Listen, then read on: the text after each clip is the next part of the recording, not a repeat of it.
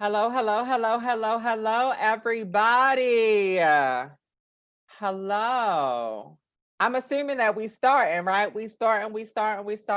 Welcome to day 2 of the Northeast LGBTQ conference. This is so super exciting. My name is Lady Dana Figueroa Aditi, and I'm here with the amazing J Mace the Third. Hey, Mace. Hey, Dave Figueroa and Dee. So, how you doing this evening? I'm doing good. I'm excited to spit some poems. It's been a really intense few days, I'm sure, for everybody. Yeah. But yeah, so it feels good to be able to share some work with some brilliant ass poets today. I Yeah. feel you. So for everybody who does not know, the conference was curated by myself, J Mace III, and also Joshua Allen this year. This morning we had a bunch of amazing facilitators. Yesterday was a dance party. Tonight we're doing a poetry show with some fierce ass, dope ass poets. And tomorrow we will be in conversation. J Mace will be in conversation with myself, Erica Hart, and Etsy.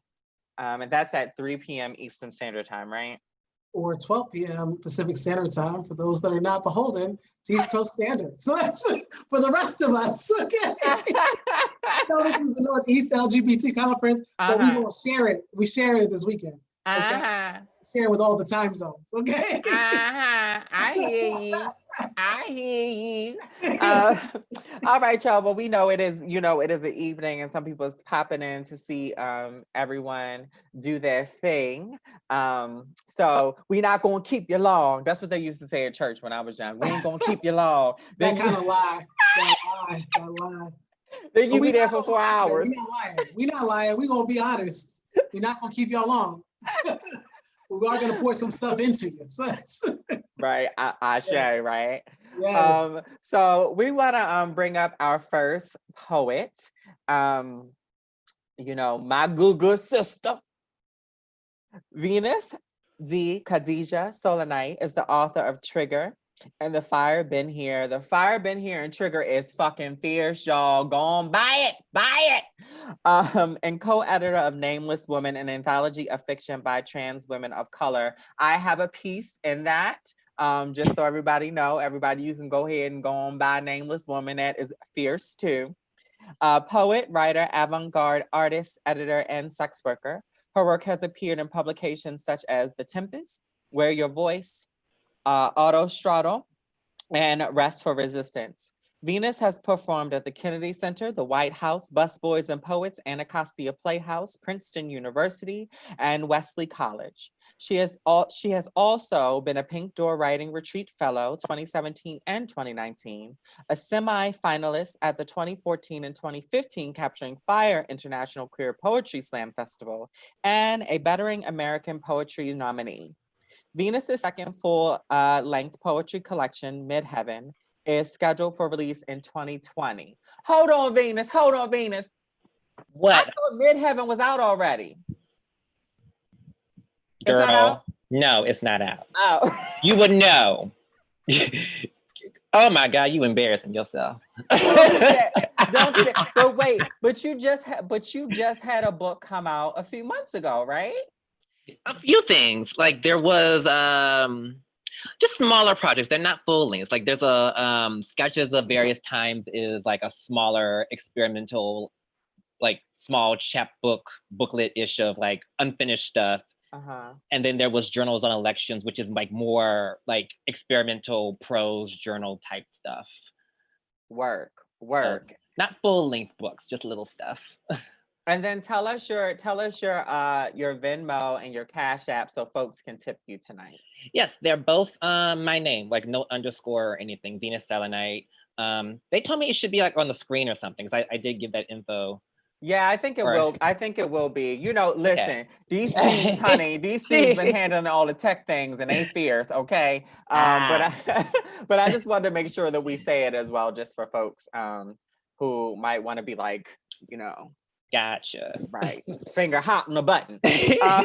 So everybody give a round of applause for my good sibling, Venus Solanite. Thank you, Ho.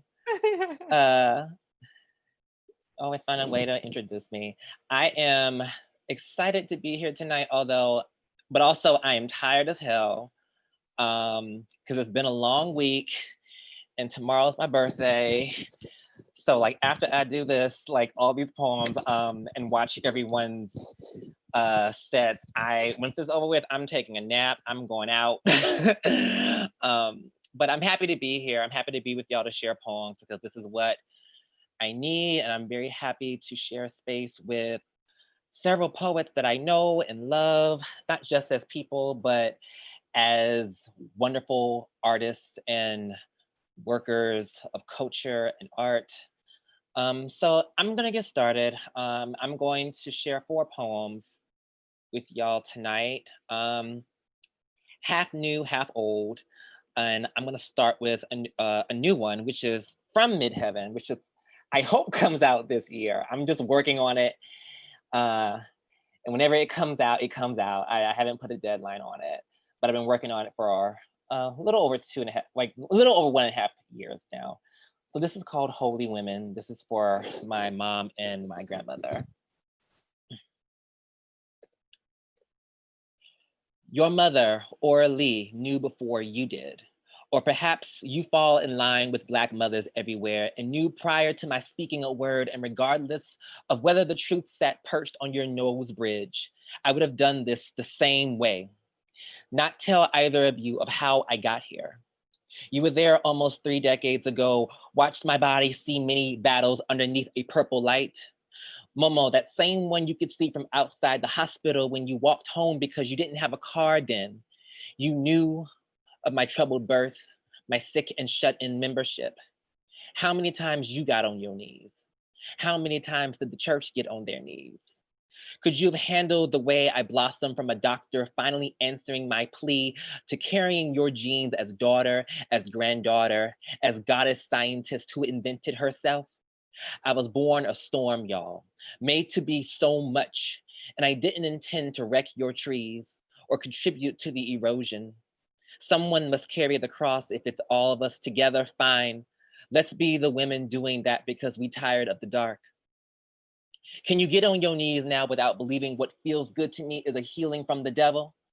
Can we go to church for real? Next Easter Sunday, we should go to church. The 4 of us. Mom will not go. She will stay on the porch because Sunday is her day of rest.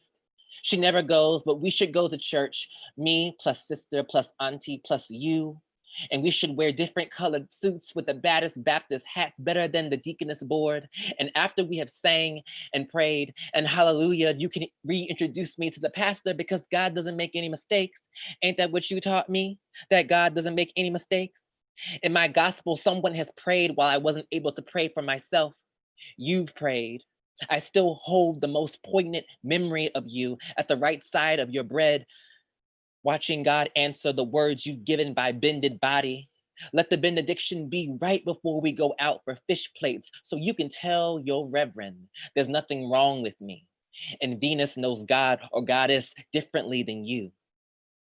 Ain't that idea good? Lord, ain't that idea good?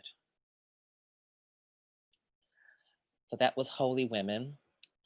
And that's one of the poems from Midheaven. And Midheaven is a collection that I'm working on. I'm looking at Dane.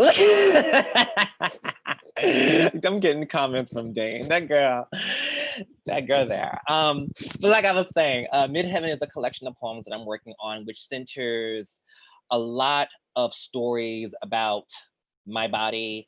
And the biggest part of that book is it's a story arc of before, during, and after the different parts of my gender affirmation surgery that I had a little over 1.5 years ago with my breasts. And I decided to start writing poems about that. So that's one of those poems. And I can't wait to put that book out whenever it's ready to come out. But I'm very happy that it's cooking the way that it is. Thank you all for showing up and for listening. So I'm gonna go into my next poem, which, and honestly, because this week has been so difficult, and you all know, I don't have to say why. We all know what's going on right now, what's been going on over the last several days, last several weeks, and well, forever, honestly. And ever since I got up this morning, I have been meditating on, like, should I speak on it through a poem or should I not? Like, what is my capacity? And I've had like this itch in my gut to do the one poem that I always do when it comes to times like this.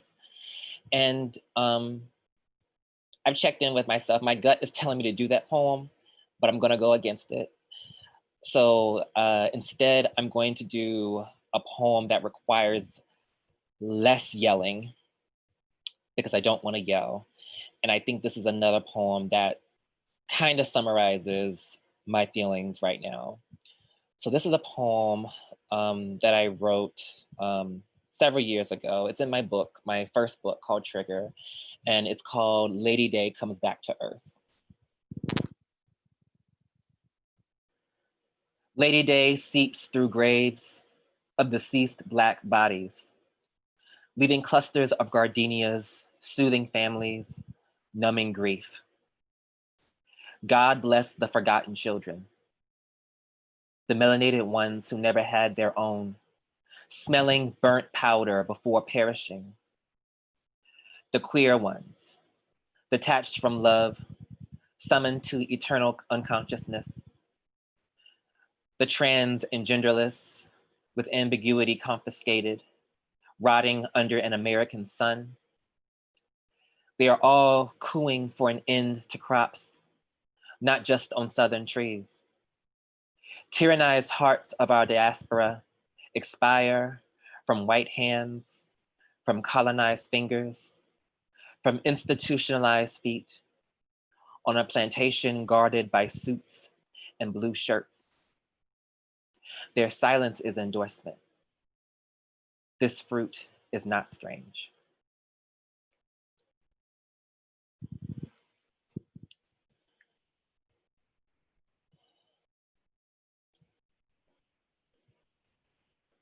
Nothing really else, nothing really, not much to say after that. Yeah, we know what's going on, and we're here. And I'd like to say, like, this is still doing something. These poems are an act of resistance. You coming here to listen to us is an act of resistance. So it's okay wherever you are. Where you are is where you are. Please honor and respect and hold your capacity wherever you are. I'm gonna go into my next poem, if I can pull it up. I'm gonna go lighter, because I don't wanna do all serious poems. This is another poem from Midheaven. It's called, shoot, where is it? It's called Anesthesia. And while I'm finding it, I should just go ahead and tell the story. So this poem actually came from, it's like, when you hear it, like, you're gonna be like, really, is this for real? But honestly, this is like exactly what happened. Right before I went under right as I was going to the operation table, this is what was going on in my head. Where's the damn poem? I just had it. It's in this draft. I know this is live. But it's here. I know it. And the person that was supposed to be, it's called, I said it was called Anesthesia. Wait, it's up, it's right here. Yay. It's called Anesthesia. This is someone that was gonna giving me instructions right before I had my surgery, like pre-surgery instructions. And I'm like, what the hell is going on? So I'm gonna let the poem tell you exactly what happened. Anesthesia.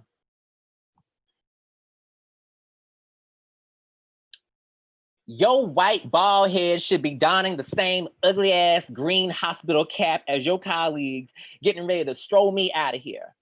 I don't remember your name, so I'm gonna call you Bernard. You look like Bernie. Bernard, why your head look like that fake revolution your doppelganger be talking about on the campaign trail? You got R words threaded around at loud volume, higher than your voice. Like, I know you talking to me, but I don't understand a word you saying with that mess my eyes can't divert from. If I gotta wear this wrong netted shade of blue atop my goddamn fro, you certainly should be accustomed to the hospital dress code for an operation. Somebody get Bernard with the bald head, snatch and burn his bandana on behalf of all indigenous people dead and alive, and make an example out of his privilege. Because I ain't going under this knife at high blood pressure and stressed. This honky better not be giving me the gas. Please don't let Bernard knock me out.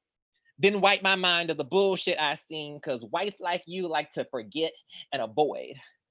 Ooh, what's that? Ooh, shiny colors.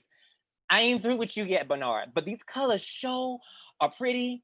And there's a brown woman with us today. Yay, she's nice. I'm glad she's talking to me, because I don't want to hear no more from your punk white ass upsetting me before I get these titties. And we rolling down.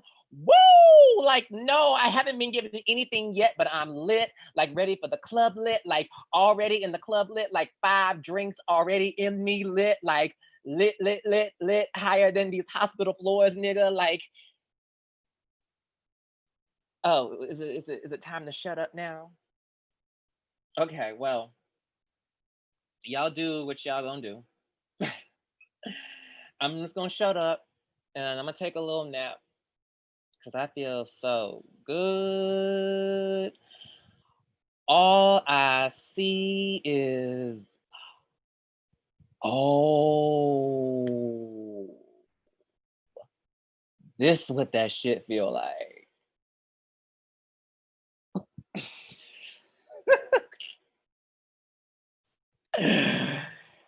Yeah, that happened.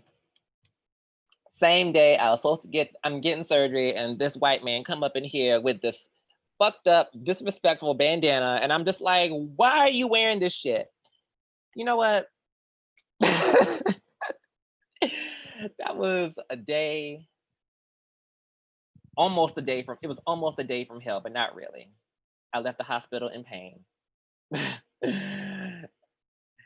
I'm reading comments, y'all.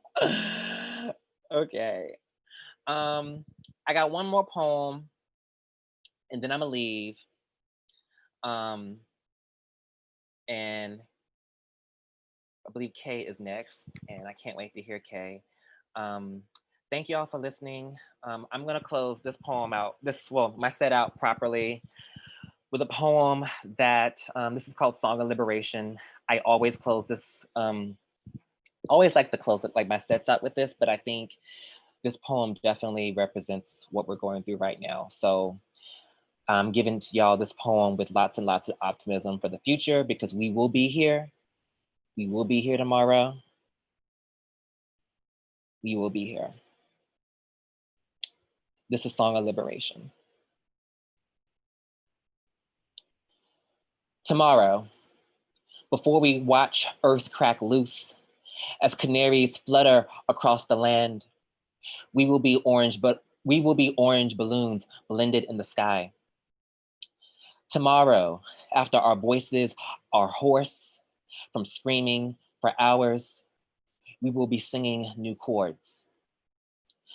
Tomorrow, after we have become more aware, we will arrive to our mountains, breathe, and go back down to grab more of us, to cremate our own chains. Thank y'all so much. Blessings to all of y'all.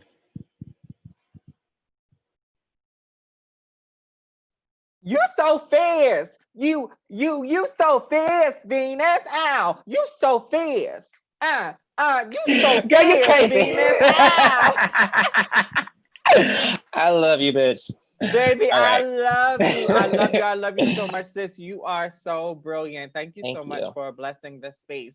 Everybody, go on, tip on Venmo, go on, tip on Cash App. You know, outside of our doors, there is certainly there is not only resistance happening, there's also a pandemic, and a lot of artists have been affected. A lot of gigs have been canceled, and so pour into pour into artists, pour into especially your trans and non-binary artists of color, Black, Brown, and Indigenous artists. Um, yeah, go on and bless, honey. Our next poet is another person whom I love and adore. I actually had the joy of performing with Kay 2 weeks ago. And that was like super exciting. And then before then, we kept being like, "Oh, I want to perform with you again. I miss you. I miss you. I miss you." And because we hadn't performed together in like 4 years, 5 years. Yeah, 4 or 5, I Oh feel. my goodness. Oh That's so my strange. goodness. But I am deeply, deeply grateful that when me and Mace reached out to you about blessing us this evening with the gift of your work, that you said yes. And so, Kay, can you, so I say Kay Unlande, but is that correct? Am I pronouncing your name correct? Oh, you're close. Ulanday. Ulandai. Got it. Yeah. Got It it. means of the rain. It's like indigenous Filipino. I love it. I love it. Can I I'm gonna read your bio. Let me read your bio. Oh my goodness. I You know can it's like shorten it too. I feel like we're like in the living room, right? Like we're in the living room and we're like I would we're- totally bring you all the food and snackies, and you all could just like spoon out and relax. Yeah. Kay Unlandai Barrett, named one of the 9 transgender and gender nonconforming writers you should know by Vogue. Kay Ulandan Barrett, aka at Brown Round Boy, is a poet, performer, and cultural strategist. Kay has featured at the Lincoln Center, the UN, Symphony Space, Princeton University, Tuscan Poetry Festival, the Dodge Poetry Foundation, the Hemispheric Institute, and Brooklyn Museum. They are 2-time Pushcart Prize nominee, Best of the Net Split the Rock 2019 nominee, and 2019 Queerios Literary Honoree by them, and Condé Nast. They've been offered fellowships and residencies from Landa Literary Review, Vona/Voices, Monsoon Arts, VCCA, and Macondo. They have served on boards, panels, and committees for the Transgender Law Center, the Leeway Foundation, Res Artis, the Disability Justice Collective, and the Trans Justice Funding Project. Their contributions are found in the New York Times, Academy of American Poets, BuzzFeed, Asian American Literary Review, PBS NewsHour, Friction, Race Forward, Nylon, the Huffington Post, Bitch Magazine, The Advocate, and more. More Than Organs, which y'all, let me tell y'all something. I have it and it is incredible. It is an incredible, incredible, incredible book of words, of magic, of offering to this world. More Than Organs, published in 2020 by Sibling Rivalry Press, is their second collection. Currently, Kay lives outside of NYC area with his jolly dog and remixes his mama's recipes whenever possible. Kay's website is kaybarrett.net, KAYBARRETT.net. And what's your Venmo and your Cash App, love? My Venmo is at K Ulandai Barrett. So if you can see it right there, I think I changed it on my name. Awesome. Yeah, and Venmo is best. Awesome. So everybody put your hands together for our next amazing poet, Kay Unlandai Barrett. Thank you so much, Lady Dane, thank you. Jane Mays, thank you. Venus. All three of these poets are people who are basically the most remarkable trans and non-binary poets at this time. So I'm so honored to be alongside. Just kick it into my set. Yeah, so here we go. This poem is called Sick for Sick. And I don't know how many of you all identify as SDQ or sick and disabled queer, people who identify as disabled, sick, crazy, mad, in chronic pain, deaf, however you identify, neurodivergent. This is for you, and this is for the love we create one another. And I want to think about queer love when we're talking about liberation, that it does and doesn't have to be romantic, right? That it's kindred. So sick for sick. Her body patched, swollen skin, hair flecks gone rogue, mismatched knees, ache knits quilts throughout, curvature. Curvature is a soft thing. She said, if we hum close enough that our chest touch, okay, close enough shared breath comes from belly up. That is not platonic. Now breathe same air, nostril kinetic, by way of brow cleft pirouette of migraine syllables swirl temples, strain something to lull here. Together, when nerves are ablaze, I am told to be blanket. Lay my torso on hers, abdomen to abdomen, core to core. Is this what a field does to a hill? Spill it with poppies. I wait on her skill. How I will sigh. The human body is heating pad, limbs bonfire. Flip sheets, you can't reverse sick. Today we all want to. Chest's pulse, softest leg. Come spring, come spring, we never do this again. There's only the memory of it. How her lungs cathedral, how I prayed there on the ledge of inhale, spasm, luminescence. Syllables stretched, muscled sacrament, then splay, us, petals in overlap, us, an ampersand on fire. Thank you so much. Yeah, I just keep on thinking about how we create love and care during this time, and in that way, how, I'm gonna specifically for this like 15 seconds, 30 seconds address non-Black, non-Native POC and white people, and just, get your shit together. How are you complacent to white supremacy? And don't just like send love and send prayers, and that's important, but make yourself useful, right? How are you funding, supporting, investing, uplifting Black liberation right now? Black trans liberation, Black disabled liberation? What tangibles are you offering, and how are you showing up? That's my challenge for myself and my challenge for you. So with this poem, if you are a Black, Indigenous POC and you are out, I know that's a cultural phenomenon. It can be very American.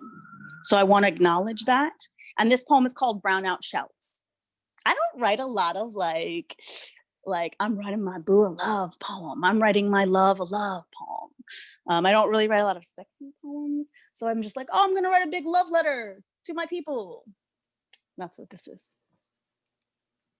This is for Matea, who dances the bomba with hands that crest moon hips, and who admittedly kisses harder than she loves herself. Every transgender, queer, futchy, fairy, stud, AG, butch, queen, non-binary, anything with roots, arches toward her. Their arms are like petals, soaking up her light.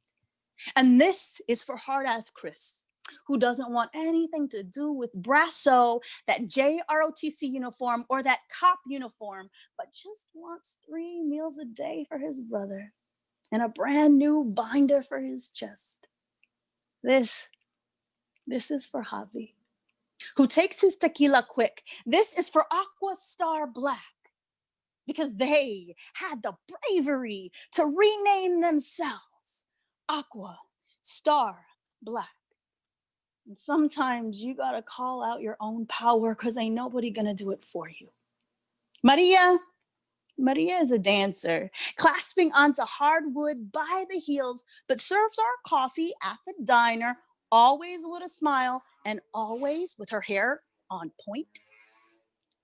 She's pissed off because her partner can't afford to go to the hospital, and although you can't see it, her heart breaks because no papers or government can explain how that person in the bed makes her laugh like a guttural fool. This is for JP, who draws affirmations and sketches, sneaking them into your purse, satchel, or wallet. This is for my friend and dearest Celiani, whose caliber demands at the very least of her lovers have the following traits: a dexterity, initiative, and someone who can lay it down. You know, I feel like that joke always goes amiss with cis straight people. So I'm so glad I'm in this room with y'all queer people. You all caught that that's about fisting. So yes, for every sun shaped in bullets, your heart is compact as a trigger. Your voice is sharp as a wind song that wants to lay a forehead down on the chest of your boyfriend. Let your letters survive the wars, the jail cells. Let the meter of your words swoon your lovers back to bed as you take turns turning off that alarm on the nightstand with your toes, elbows, orgasms, and in-between kisses. This is for that lonely Korean guy, Jake, who found me in a group of 500 white people in the frenzy of Sugar Club in Dublin, Ireland. I make do, he said. Oh, we've got one grocery store and I practically live there. I mean, my kimchi is decent. It's not as good as my omma's. And we can still see him shrugging in the strobe lights, hungry for somewhere else. This is for you this afternoon. Spring cleaning your blues away. Maybe you're in your favorite t-shirt. Maybe you cold and sick. Maybe your body rattles, and maybe you're missing your familia back home. Maybe you're waiting for that next testosterone or estrogen shot to find home in yourself. Maybe your voice is hoarse from asking strangers for food, and maybe you lost a loved one, or you're about to lose yourself. Lost in the whimsy of musical notes, the rhythms can consume this sadness if you let it. This is for my dearest Sarwat, who sat on a hill, held up the sun, looked at all the fine trans and queers of color, and said without saying at a conference, much like this, yeah, I'm not going to that plenary or workshop or speech. You go on ahead, little brother. I'm gonna stay right here. These people are too fine. I can't miss this. I deserve this. For Espanol, Pangasinan, Patois, Pidgin, Mandarin, love poems you write for those baby dykes and trans youth who sprout out from neighborhoods, described to tourists by cops as don't go there. It's dangerous. Rolling up their windows from our existence. For you, who fights for our rights. For you, who laughs too loud. For you, who supposedly eats too much. For you, who twists wrist by paintbrush. For you, who will not let yourself pass up a sunset or a protest, even when you think you deserve less sometimes.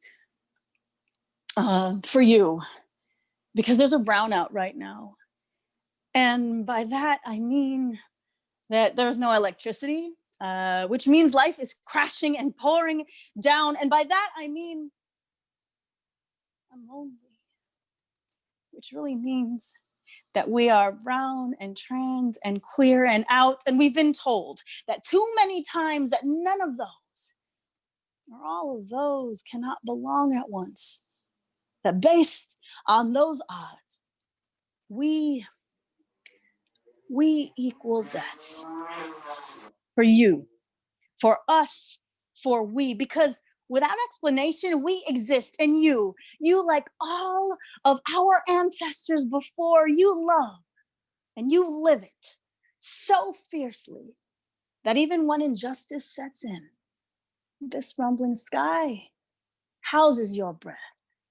And that is better than any survival story. That is joy being born. Thank you. All right, I got two more. I'm a child of the ocean, so it's the metaphor I use most as a child of a migrant. True story, my family is from this spot in the Philippines, very rural, 7-hour drive from Manila, the main airport. And it's called Pangasinan.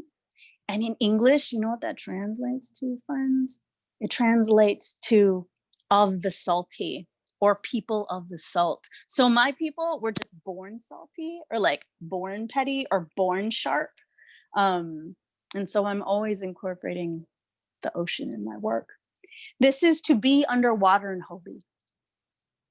This is for spoonies out there, sick and disabled, Black, Indigenous, queer people of color. This is for my comrade who just recently passed, Stacy Park, and my comrade, Kaite Davidson. Every survivor is splendor. Every spoon is sacred. Every cough is an altar on the bend of a rib cage. Every cane is a drum calling into this earth. You're gonna be told that you are not worthy of a party. You're gonna be told that your body are not a celebration. So why exist at all? Because breath is an exhausted ship lapping wind. Because your muscles are the fatigue of a sunset. And when your bodies are carnal waves collapsing, remember, together we can find the shore. Together we can rock and wave and rest and float together. We need to move together. Together we can rupture veins into storms. And together we can be the grit as promising as the sound of shells. Our lineage tells us that there will always be land and ocean on these bones. So after every shift of tide, no matter the catastrophe, please hold on if you can. Here's a promise. Dare to press an ear against my chest, and on this love, we'll grow scales for every current. We'll part every sea like scripture. Thank you so much. All right, I'm trying to be a Virgo on my time. Cute, okay, let me do one last poem. Here's how it goes. This is my last poem. I want to thank you all so much. Yeah, earth signs, yo. I'm in this COVID hair thing where it's like I'm 5 feet, but actually 5'4" if you count my hair. Like legit, this is my hand, friends, Okay. This is the second to last poem in my book. I made sure that it almost closes it out because I think that being aware of our trauma, I'm constantly trying to be like, how's Tiny K doing? Tiny BB Trans K, how are they doing? So this was an assignment. J Mace, you've been jealous of actually looking at my, I look like Sonic the Hedgehog. Is that an old reference? Okay, we can talk about this later. Anyways, tell a child about something that causes you fear or dread. Oof, spasm, hold on. Okay. Dread. With gratitude to Samya Bashir. It's okay to just wound sometimes, to gape, to cry, to rock, to shiver, to rumble, to ramshackle, to shiver again, to shake ancestors in your sleep, to be part dead, to razor, to lash, to hammer, to hang, to be the thing that flails, to be cathedral, to be gravestone, maybe to speak cobweb. Let me tell you, to die every day is the kind of pulse that makes music in this empire. To be the kid who leans against books more than people, to be the book as it opens and closes and folds in on itself on the same paragraph, to be that underlined stanza whose body bursts, syntax scars naked. Love body. When it emblazons family curse, when you are bad joke at the table, when you are exiled from your own people, when you are pushed out by US empire, when you are shuffled scrapes of forks, the weirdo told to shut up, forsaken. Let lonely make a lens so clear that you become intergalactic. Let the residue be a blanket you shed every season. Let your gaze be salve and possibly sign of the cross. Let you be blessing no one understands. Let you be words that the community loves. Let you be words a stranger waits for. Let you be bunker that you crawl into. Let you guffaw. Let you joy. Let you cackle. Let you be last one left. Let you be last one. Let you be last. Let you be. Let you. Let. Thank you so much, Jay Mace, Lady Dane, and Venus. Thank you all so much for all your work and time. And please be tender and show up for your people and show up in ways where you invest in the folks most affected. And yeah, thank you so much, everybody. Thank you, Kay. Thank you. Oh gosh, I'm starting to tear up, child.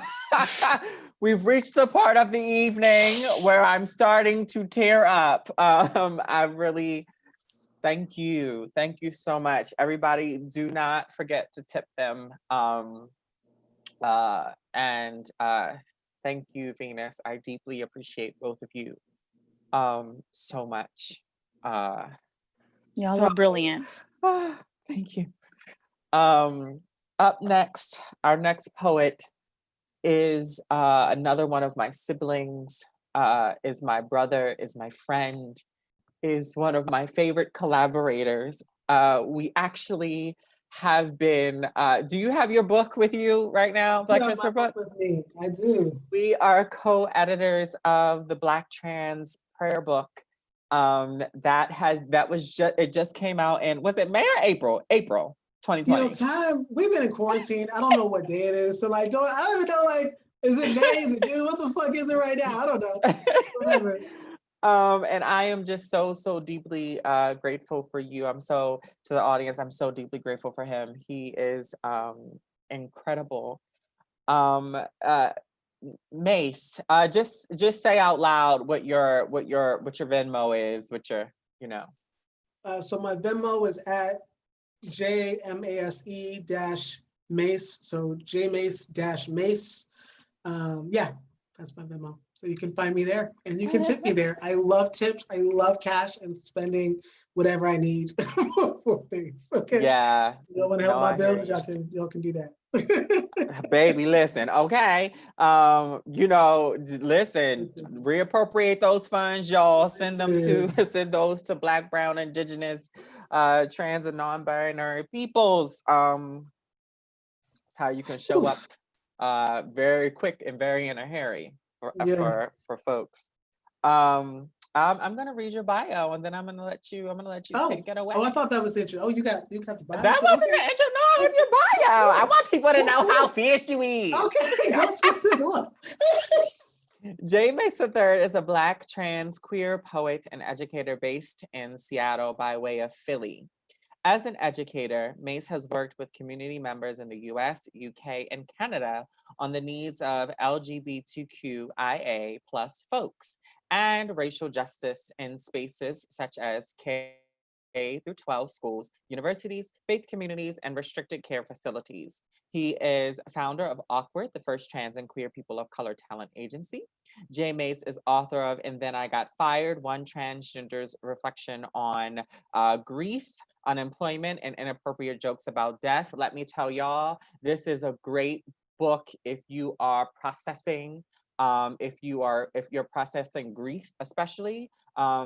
It is an amazing book because it's not just a book of poetry or reflections, it is also a workbook. So it actually gives you like exercises that you can use to help in that process. So I recommend it to everybody. Currently, he is head writer for the theatrical production Black Boys and is co-editor of the Black Trans Prayer Book. Find him on Instagram at jmace3 and jmaceii.com.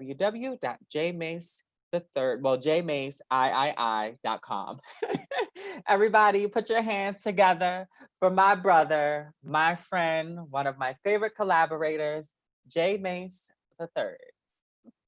Thank you, Dane. Thank you, love. Yeah, so firstly, I know that for many of us, we're kind of dealing with so many different feelings. I don't know about y'all and what y'all been dealing with these last few hours or so, but I know that in Seattle, we just got put on a curfew because that was the police response to protests and things like that. So I'm starting this session feeling a little angry, right? So yeah, I'm a little stressed out, a little worried. So I'm hoping that for everyone that our friends and family and loved ones are safe tonight, return to their home safely, and for a quick release to any of our folks that might be arrested or incarcerated, trying to fight for justice. So this first piece I'm gonna read is gonna be a really short one. It's something I wrote wrote this morning. It's called Of COVID Masks and Quarantine, or Fuck Ben Franklin. And I wrote it after reading some white boys rants on why we shouldn't be quarantining or why we shouldn't be wearing masks, And as I'm thinking about the protests, it's also just, thinking about all the different white folks with guns that got to storm government buildings and how many SWAT teams are surrounding protesters, Black and brown protesters tonight. But yeah. It read kind of like a movie that only incels would watch. Quote, "Those who would give up essential liberty to purchase a little temporary safety deserve neither liberty nor safety," end quote, said Benjamin Franklin. Well, that's according to the white boy on Facebook who wasn't perceptive enough to cite the irony of using a slave master's words to defend human autonomy. White boys are funny like that. They tell jokes sometimes about our existence, but they state it as a matter of fact, like matter is a fact based on the observer's perception. Like they don't think you or I have the capacity to observe, like I am just a state of matter to be acted upon or observed. They build totems to their forefathers, and with just a slip of tongue and slab of concrete, they are no longer warmongers or colonizers or rabid beasts. They are free thinkers that somehow meditated their way up the food chain, because how dare I, as a state of matter, observe them as a matter of fact being anything else except for monuments to their own egos in alabaster wastelands and corruption? How dare I observe them being anything but objective? So that's my first piece.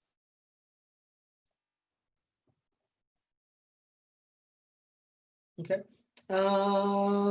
Yeah. So this next piece I'm gonna do, I was trying to bait, so I didn't know what I wanted my second piece to do. And I'm angry right now. So I'm angry in lots of different directions because of everything that's going on. And just sending out lots of blessings to anyone who's been losing people in these last few weeks too, because it's like, we talk a lot about, so I'm hearing people talk so much about the physical things that are happening in terms of people having to be quarantined or people now protesting or all these different things. And there's just been so much loss of life over these last few weeks. And so just lots of blessings and prayers and just solidarity with everyone that's been losing folks as well. This piece is called Bad Theology. Yeah. My body lies over the ocean. My body lies over the sea.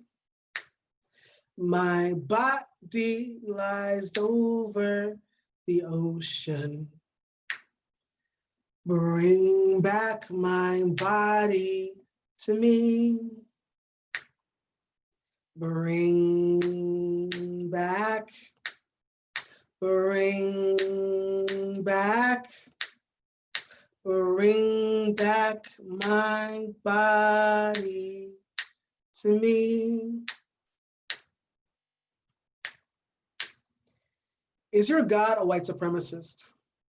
Do you run your fingers through Jesus's long, silky hair? Do you hang a photo of blue-eyed deity on your wall and wonder if you somehow summoned a demon? There was something about the way he grabbed me in the middle of the night, like touch was urgent. Like maybe he conjured something he couldn't put back, and this embrace was a spell to ward off the beast that haunted him since childhood. Our bed was infested with jinn and poltergeist that sometimes slipped between the cracks in our fingers and possessed the space between our bodies and these sheets that returned from the devil's manifesto. He prayed to Jesus every day. Blue-eyed, bushy-tailed, pasty-ass Jesus, rescue us, kindly Negroes, from evil. The devil's hour is somewhere between 3 a.m. and 4. The way he jolts awake, you think something was pulling from inside his skin. Something nasty, something that wasn't alive anymore, something burning, something ancient and sharp. He'd stare at me through the space between these breaks in our realities, and his fists would be hungry like they needed to be fed by something, a table, a lamp, a chair, the wood of this wall, and sometimes a break in my skin. This thing needed blood. So here am I, an offering. This creature craved it, but it was never enough.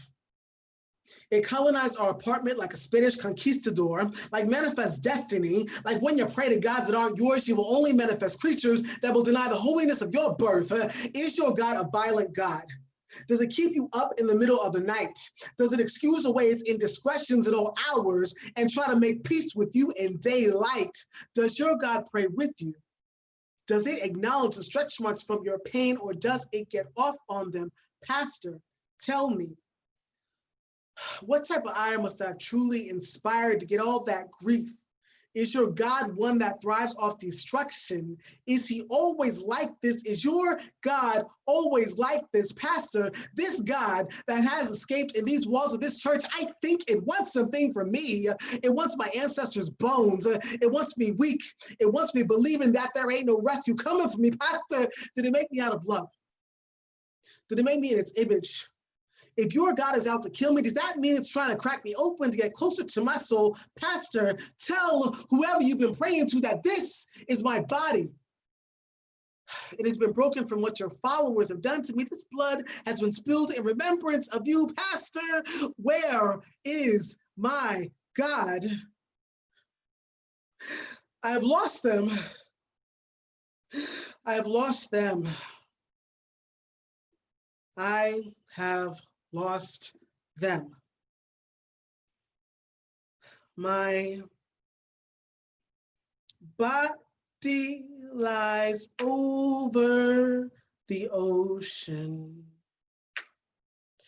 My body lies over the sea. My body lies over the ocean. Bring back my body to me.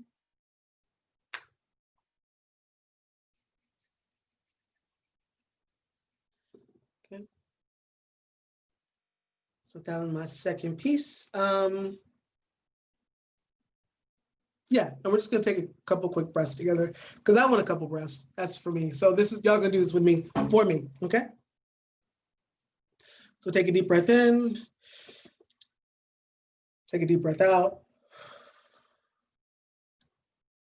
Take a deep breath in. Take a deep breath out. Because I like the power of 3, we're gonna take another deep breath in. And a deep breath out. Okay. And that piece, Bad Theology, is in that book that Dane mentioned, and then I got fired. So yeah, so y'all can check that out, and some other pieces on grief, on domestic violence, on like survival, all kinds of stuff. Yeah, check that out. But mostly it is a grief story. Yeah, thanks y'all. And so I'm gonna read another piece. So to me also, the survival right now in this moment is like doing shit just because I want to do shit for Black folks. So I'm gonna read a piece that is strictly for Black folks out of the Black Trans Prayer Book. And it's called A Difficult Meditation for Healing the Heartbroken. Yeah, so I'm gonna do this piece. And so it's also sort of a breathing meditation. And, you know, I wrote it for people, especially Black trans folks, who sometimes find themselves dealing with grief around love. And in this instance, I do think a lot about the ways and oftentimes, yeah, about romantic love. So, you know, not all love is romantic. For me, this piece, I think, is very much about romantic love or feeling cared for. You were always in love with everyone but yourself. You love niggas who smile at you once. You love niggas who are wounded, mysterious looking ass niggas whose biggest secret is they're not hiding shit but the size of the void.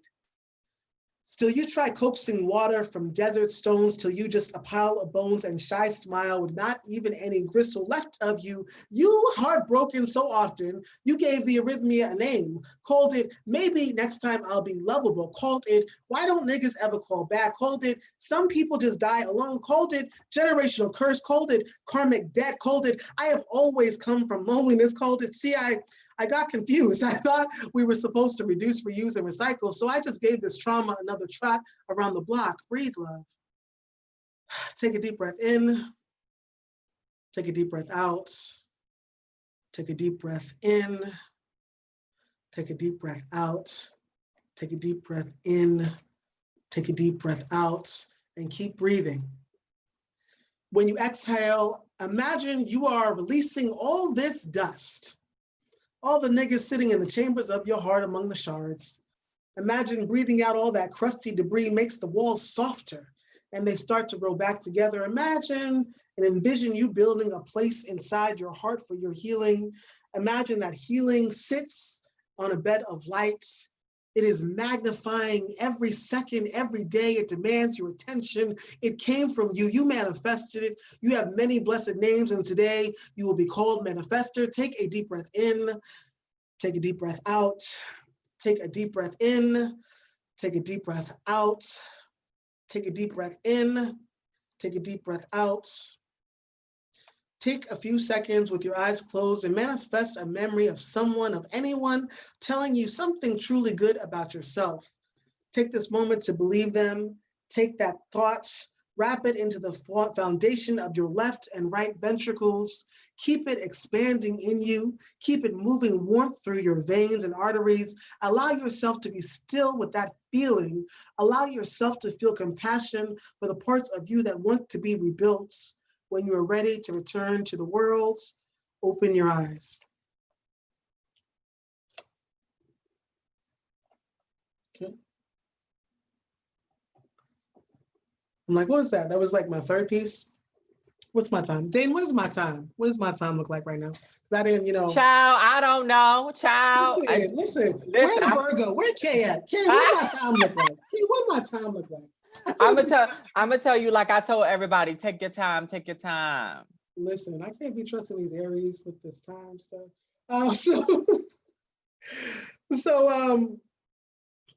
This next piece I'm gonna do. Okay, so this next piece I'm gonna do is, yeah, actually, when white people tell me they're progressive, so actually I'm gonna do that. When white people, this is from a chapbook that's gonna be out as a book next month. called White Folks Be Trippin'. I wrote it coming to the Pacific Northwest. And I wrote it because, yeah, I moved to the Pacific Northwest and to Seattle specifically from New York. And within the first 6 months, I had enough stories about whiteness to fill a book. And so this is part of that book. This is dedicated to one of my neighbors out here, my ex-neighbor.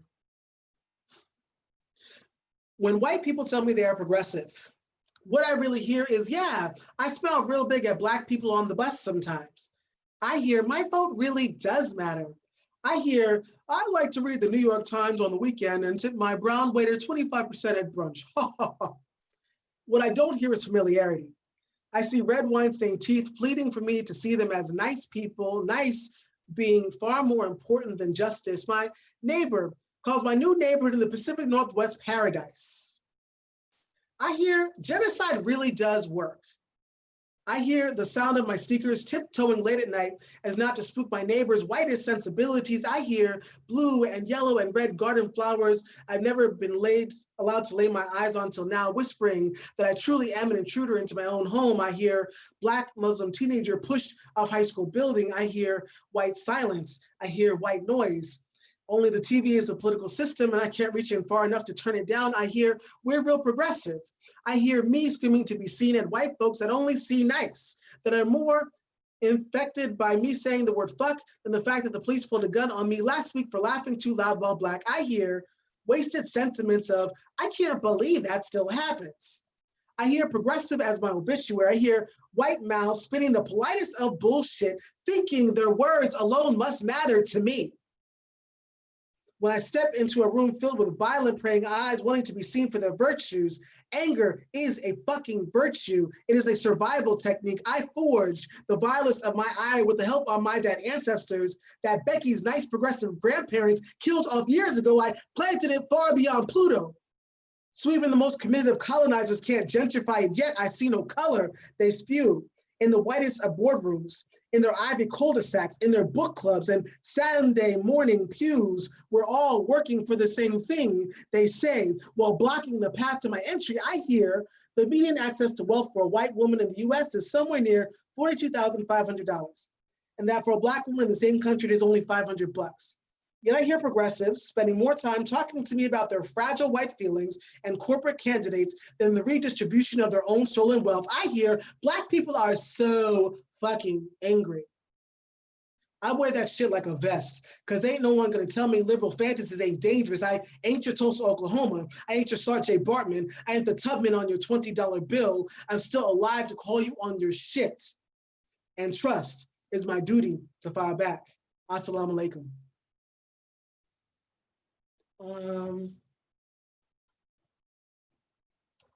Yeah, I'm sitting here, my eyes, y'all need to put on my glasses because I can barely even see what I'm looking at. My eyes kind of getting a little worked up over here.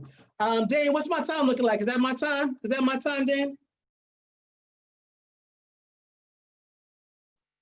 Yes, thank y'all. Thank y'all. Do I have time do for one more? Do one more, two more. Do one more, two more. Do one more, two more. We with you. You gotta be cussing. Yes, yes to the poem and not to time. Yes, yes to the poems and not to time. Thank you for that, Kate. And so I'm gonna read, so Dane asked me to actually read this piece that I'm gonna do. So I'm gonna do the MLK piece. And so this is entitled MLK and Jesus Walk Into a Bar, or the Nonviolent Zombie Apocalypse. There are at least 4 facts about Jesus and Martin Luther King Jr. that I know to be very true. 1, they were both deeply committed to nonviolent resistance. 2, they were both killed for their public resistance to the state.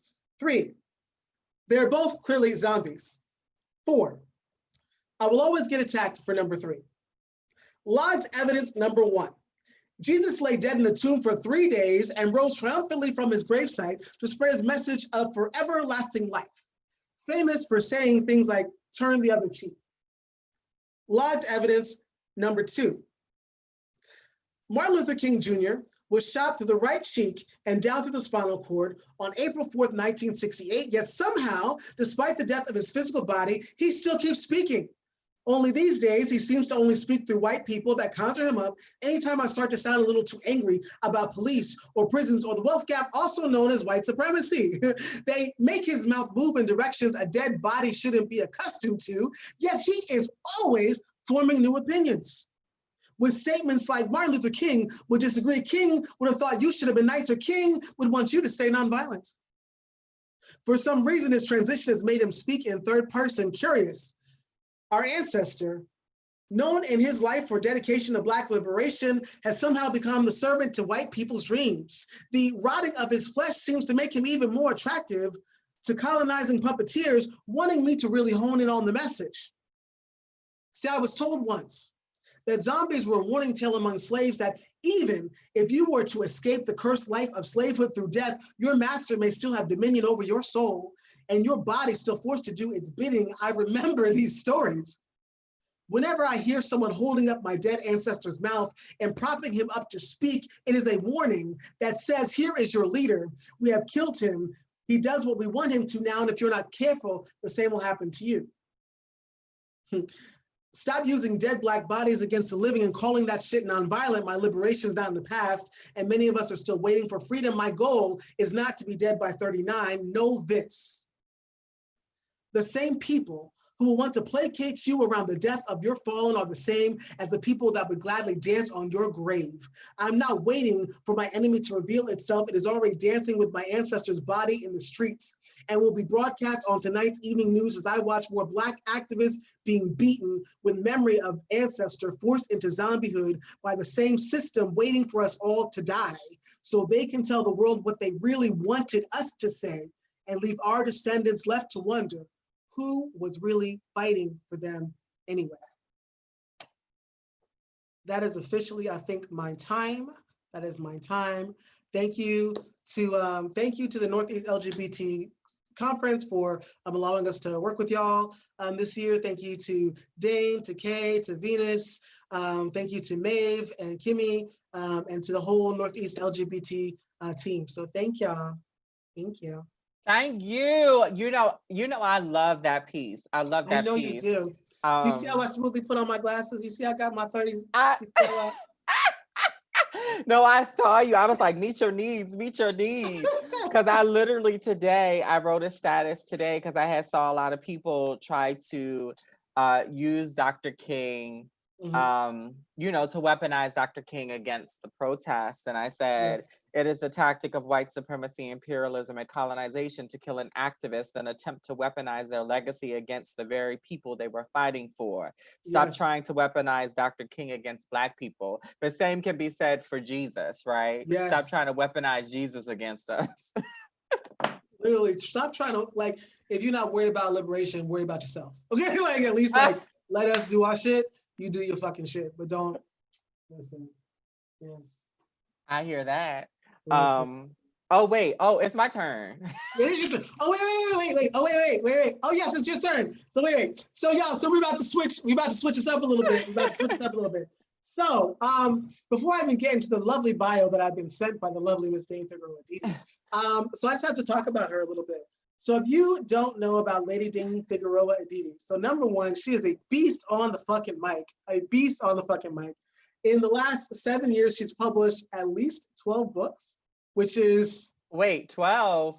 I think no, about 12. I have 13 published. I'm sorry. She's published 13 books in the last 7 years. Okay. She is an award-winning choreographer. She is a playwright. She has traveled all over this beautiful country, sharing all of her work in so many different spaces, both on in film spaces, theater stages, at colleges and universities, all these different things. So Dane is like, just like Dane was saying, Dane is one of the people that I think I trust. Not even just I think, Dane is someone I trust more than I think I trust 99.999% of people to tell me what the honest actual truth is, and someone that forces me to make my art better, because she is someone that to perform alongside her, to create with her, means that you have to bring your fucking A game. And so I'm so blessed and excited to be able to introduce her tonight.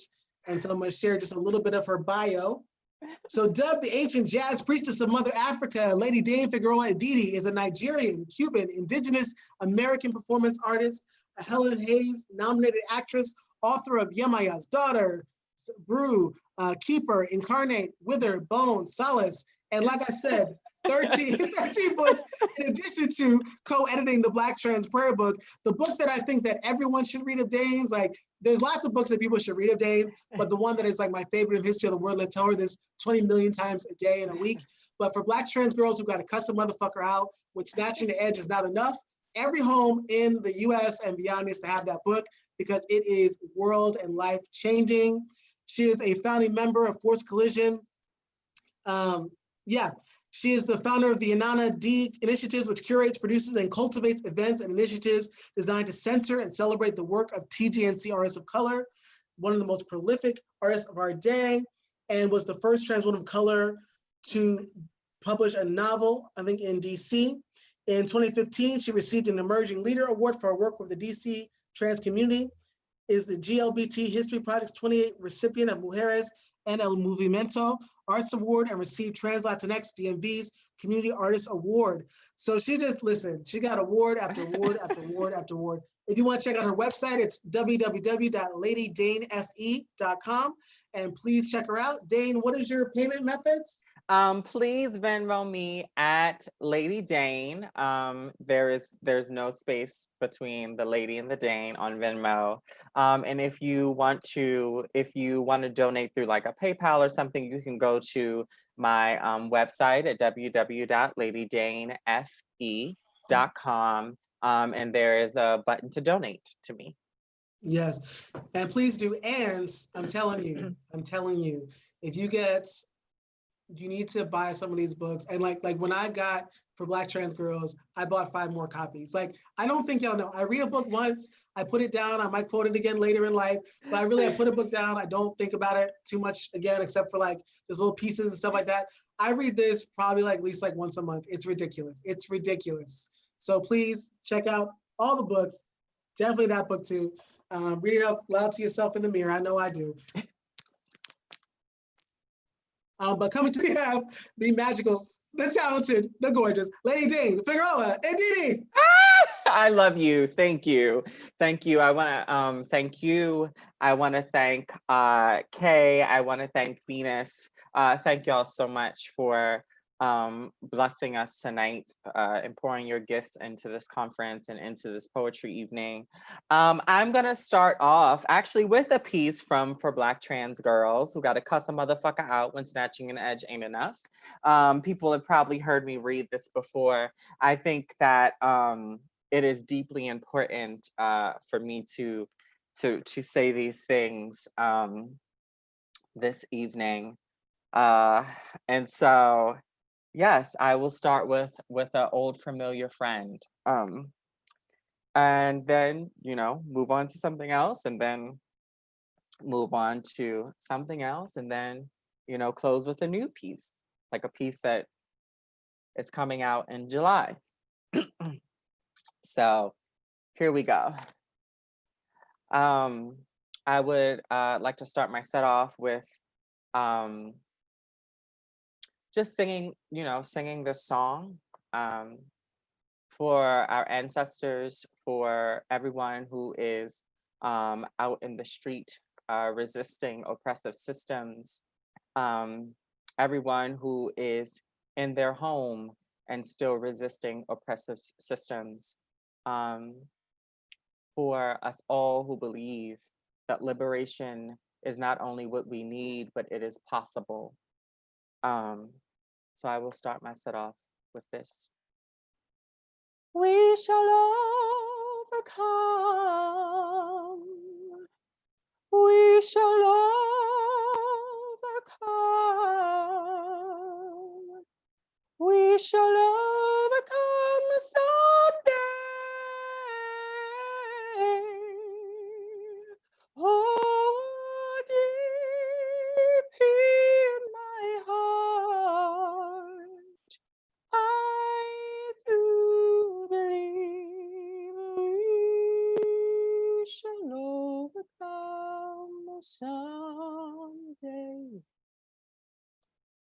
History lesson. Someone once told me not all the founding fathers were bad, as if offering absolution to violent white men was ever my life's calling. They got a whole system that makes excuses for their abuses. I won't be its mouthpiece. I won't be its magical Negro. I won't be its crucified Christ. History lesson. In 1442, a white man, dumbfounded, smelling like shit, lands on sacred ground, found gods there, called them savages. White man plants flag on Edens and demands even myths become his playthings, brought godlessness to the gods and thought himself righteous. You call him Columbus. I call him dumbass dirty white man who smelled of the shit he slept in the night before. You see, white men want even their God to beg on his knees, utilize heaven for justifying their making earth hell. In their hands, God becomes a rapist, and Mary becomes nothing more than the first recorded case of Stockholm Syndrome. Before that, Europe, once Europa, once knew what rape feels like when Zeus devoured her womanhood and made the rivers within her become cold. So angry Europe abandoned her blackness to pale petitions of whiteness, and the seeds wrought in her womb forgot the lyrics that the Psalms Black mother once sang, became imitations of the African grandmother womb by whom Europa's own milk still drinks. After then, white men with musket and biblical texts decimated grandmothers' babies, destabilized economies, called it scientific fact, called it the modern way, called it the American way. Grandmother Africa still groans, weep tears of blood, a bountiful of riches she births, riches that her children pay to tribute to now skin bleached Europe who spreads white supremacy and call it missionary work, who call it law. Even after Black folk fought for freedom, became affluent indeed, spoke in tongues white folk couldn't comprehend, bootstraps they were pulled up from by their own hands. White men, destructive gnats, come birthing genocide on US soil, their DNA recalling when their ancestors killed indigenous folk before. Tulsa burns down, Black bodies in mass graves. White men remember when they made a trail of tears, bleed lives. Oh, how white men know how to kill, displace, erase, and feign absolution. Before then, your Declaration of Independence called me and mine savages. Now, someone say, not all the founding fathers were bad. And I say, allowing slavery is the same as enslaving. Allowing rape is the same as being a rapist. Allowing the genocide of First Nations people is the same as killing them. Allowing evil is its own form of participating in it. There are already laws to excuse the evils of white men, history books that pretend away their violence, white women who look the other way, a system of death and destruction that reinforces them. No, I have no more for these supposed founding fathers or the white men who have decimated the people, who have decimated this land. You can have them in their ills, for my linguistic defenses are needed for the people whose lives they destroyed. Thank you, everybody. That piece is called History Lesson. It is an interlude in my book entitled For Black Trans Girls Who Gotta Cuss a Motherfucker Out When Snatching an Edge Ain't Enough. Thank you so much to, the goddess, the mother of the choreo poem, Ntozake Shange, for writing for colored girls who have considered suicide when the rainbow is enough. Because without her work, I do not know if we would have so many of the amazing things, theatrical pieces, choreo poems, and hip hop theater pieces that we have seen and will see grace our stages. So yes. I'm going to switch gears a little bit and also read something from the Black Trans Prayer Book, which has come out this year. I am deeply grateful for sex workers. Sex workers work. Sex work is sacred work. Sex workers have poured into numerous movements, have often been at the forefront of liberation movements, have often taught us the ways of resisting patriarchal and white supremacist oppressive systems. And so in this moment, I would like to read a temple hymn. So I want you to imagine with me that we are inside of a temple, that we are hearing bells jingle, that we are hearing the sacred drums, that there are voices being raised in psalm and in pleasure and in joy, there are voices being raised to God, to goddess, to ancestor, to the queens of heaven, the kings of heaven, the gods of gods, and then a priestess appears. A priestess appears, and she offers this temple hymn for sex workers. Praise be to the patron saints of our trade. Praise be to the four directions that keep us safe. Praise be to agent and autonomy. Praise, praise, praise. As the night turns upon the hill, dress your beings in the magnificence of sensuality. You are children of fertile waters, born when sky dripped possibility into the sea. Bathe your flesh in starlight. Hail the moon so she may light your way. Your prayers are moans. Your psalms are the touching of skin. Write them well so the music may bring you abundance. Crown your caress in splendor.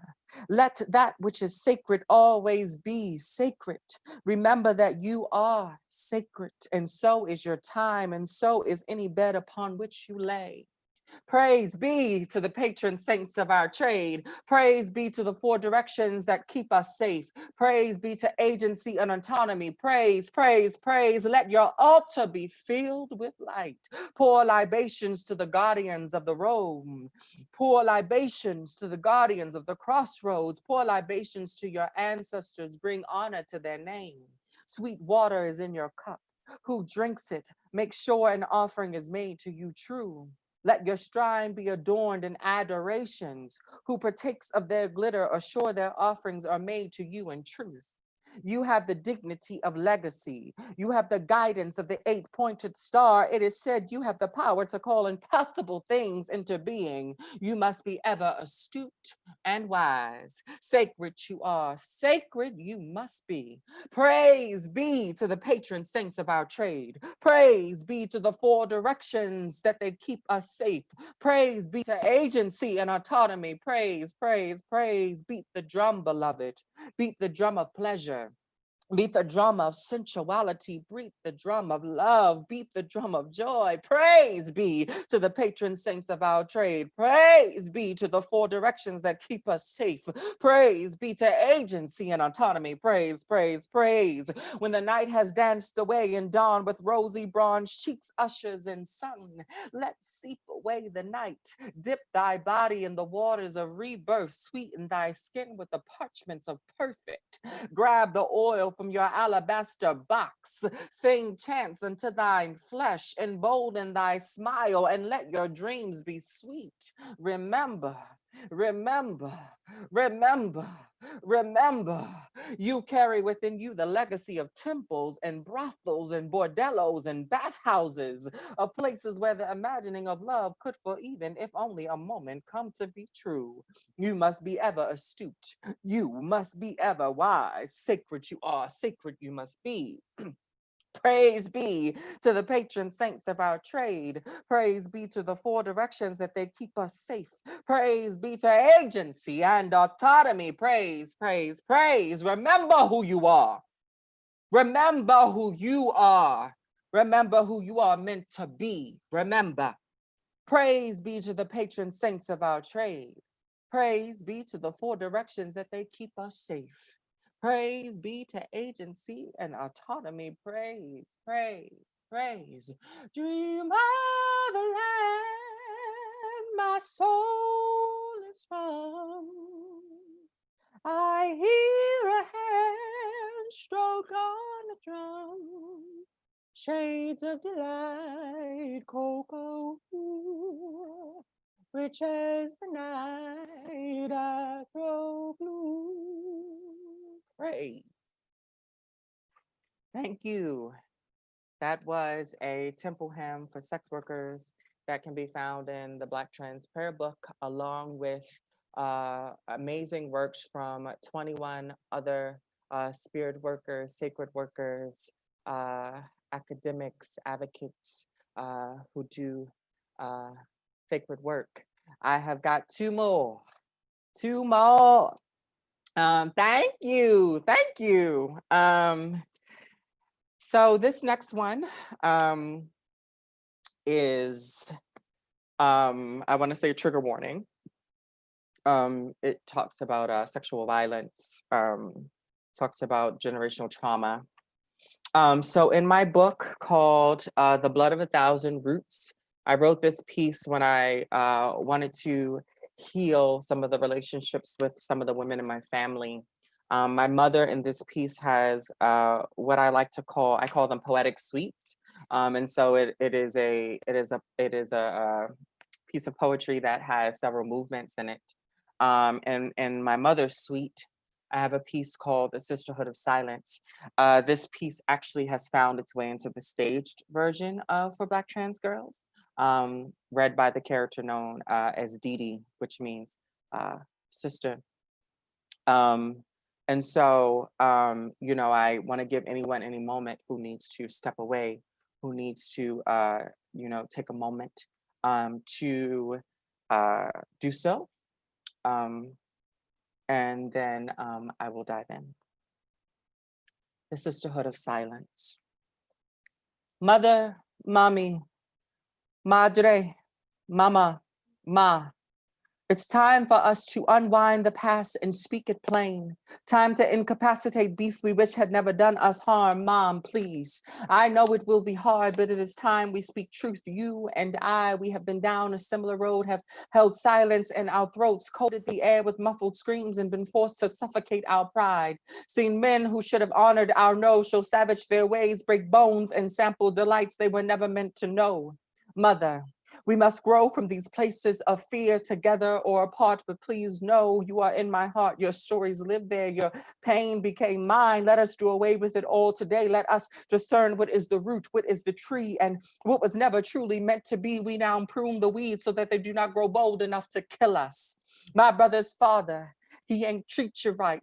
First said he would steal away at night to know some other woman's body. Say he played in gardens he weren't meant to ever dance in. Say he pretended to love you, but his hands tell different tale. My brother's father's fist kissed your flesh black and blue, beat you without cease, and you blamed yourself for releasing him till the wolves felt your son, my brother, needed a man to guide him. Felt sorrow at the rites of passage he never was able to partake in, but mother, while you fretted over the neglected child, you didn't realize it was to a viper whose mother's milk you were given. Didn't realize the monster that tormented me was the son you pitied. Remember the day I told you what he had done to me and you covered your ears for fear your love was to blame, had hoped your compassion would tame the beast who you proclaimed son, had let a story slip from your mouth, a family friend who with monster's hands had bent your back without permission, attacked you in an alleyway and say, don't tell no one. Told me he begged your forgiveness, but only when his mortality had come to claim him. Could never repay what years had stolen away, could never replace what joy was covered in pain. Why God's nightingale sometimes wept her traumas onto a pillow. These songs weren't beautiful, these were unexpressed screams. Recalled night terrors and said you had to simply get over it, even when it never released your mind to peace and sleep didn't come easy. This is the sisterhood of silence. We don't speak of the men who wronged us thus. There, as the truth weighed heavy in the air between us, your pain, my own, mirror martyrs alone, mother teaching daughter the way to spin false happiness. You, mother, introduced me to a family friend by the name of Silence, said he helped us by teaching to pretend away the pain. Told me time heals all wounds, but never told me that the lies we contrive to cope ain't the same as healing. Had hoped with I things would be different, that it would work. It didn't. You couldn't believe with all your prophecies, this horror you could not foretell, fought to make your home a certain type of heaven and covered your mouth, stunned that your son had made living in your house a hell, mumbled, why didn't you tell me? Why didn't you tell me? Why didn't you tell me? Not realizing silence didn't need your permission to wrap fear around my throat and strangle bravery nearly to death. Not realizing my brother's fist would kiss my flesh as passionately as his father would your own. He thought atoning for his sin was beating me. Mother, I do not blame you for loving my brother still. You did your sacred duty, tried as best you could to shield me from woe. Never knew trouble your son be. Mother, I remember when I told you how violently he touched me, how abuse was his word for love, and how he loved me so fiercely. And I remember how an ocean of tears flooded the room for the violence of rape found his way to your daughter's door. You two had known hands that weren't meant to be on your flesh, confessed. All my aunts had suffered too, and you had to offer the bag to silence. And it didn't make anything any easier. You lifted your head like a lamb to the slaughter and you said, my daughter, this is the order of business. Men heard us, and our laments we sacrifice to silence. Blessed be his name, for he tries to tame our pain. For there is work to do, work you as a woman must now undertake. And you ain't got no time to be crying about your woes, girl. You better know this. And I remember that eventually, finally, after circle and conversation and the devastation of nothing changing and playing and trying to be silent about our family strife, with strength in my stride and healing as my guide, I replied with my hand on my hip and my mouth wide in a steer, wait, nah, girl, fuck that. I am the blood of 1,000 roots, and I won't die before the light of the sun has known me free. Today, mother, we heal. Today, our truths we speak. Thank you. Thank you so much. Let's take a breath together, if you will, with me. We ready? Everybody breathe. And exhale. Inhale. Exhale. I want you to inhale agency, autonomy, healing. And exhale your trauma. You have the right to healing. You have the right to process. You have the right to accountability. You have the right to agency and you have the right to autonomy. You have the right to say no more. I will end this set tonight with a new piece that's coming out in my book called Infrastructure of a Nation. They are poems on resistance, poems on, well, I feel like all my poems be about, you know, in some form or shape or fashion, resistance, but they're poems about resistance, about decolonization, about holding the system accountable, poems about love, poems about reflection. And I also want us to be very clear that accountability is actually a gift from love. Holding people accountable is actually a manifestation of love, whether it is self-love, whether it is love of country, whether it is love of community, whether it's love of family. Holding people accountable is an act of love. I will have to read this poem from my computer. Can y'all still see me? Can y'all still see me? Mace, come back on and let me know if you can still see me. Yes, I can still see you. Okay, awesome. Thank you. Thank you. All right, y'all, this piece is called A Custom. Oh, freedom. Oh, freedom. Oh, freedom over me. And before I be a slave, I'll be buried in my grave and go home to my Lord and be free.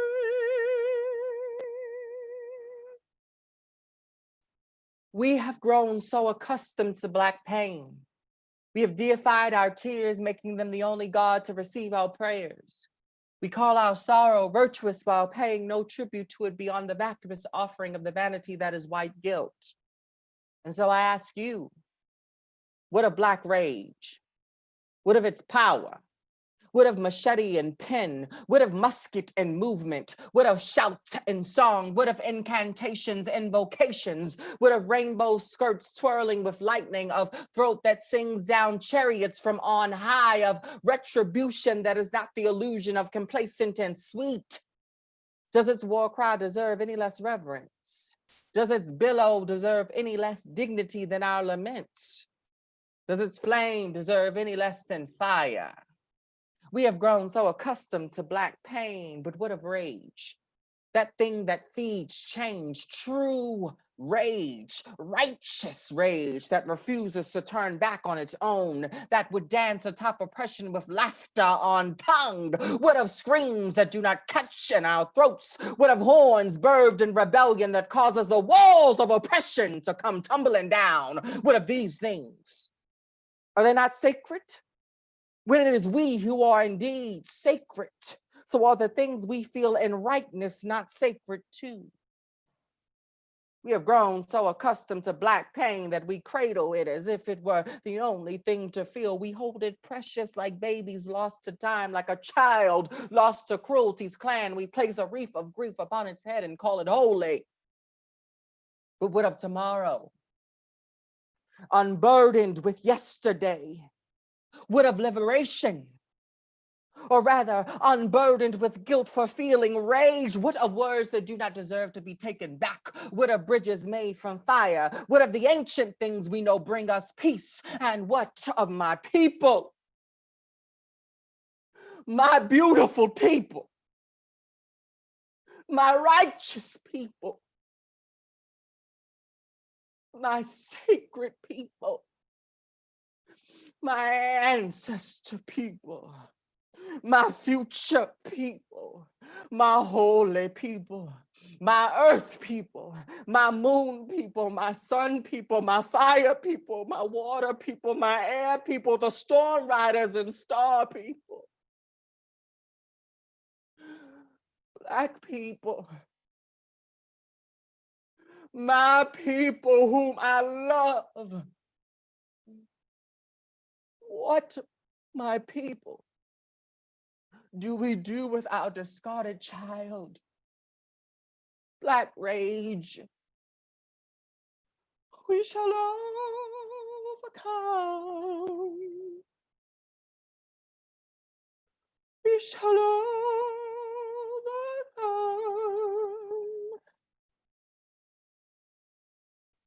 We shall overcome someday. Oh, deep in my heart, I do believe we shall overcome someday. Thank you. Thank you.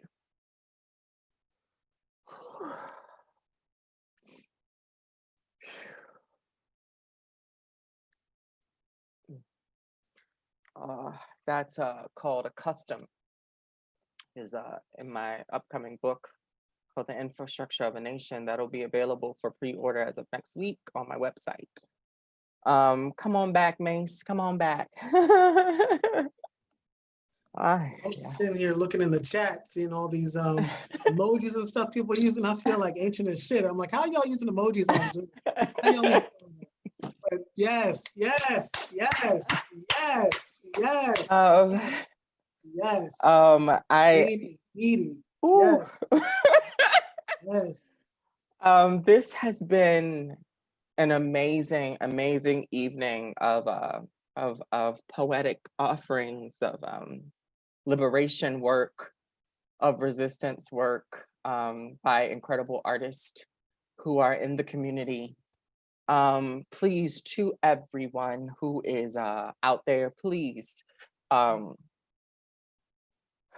Black, Brown, Indigenous, trans, and non-binary people are disproportionately affected by structural oppression pre-COVID-19.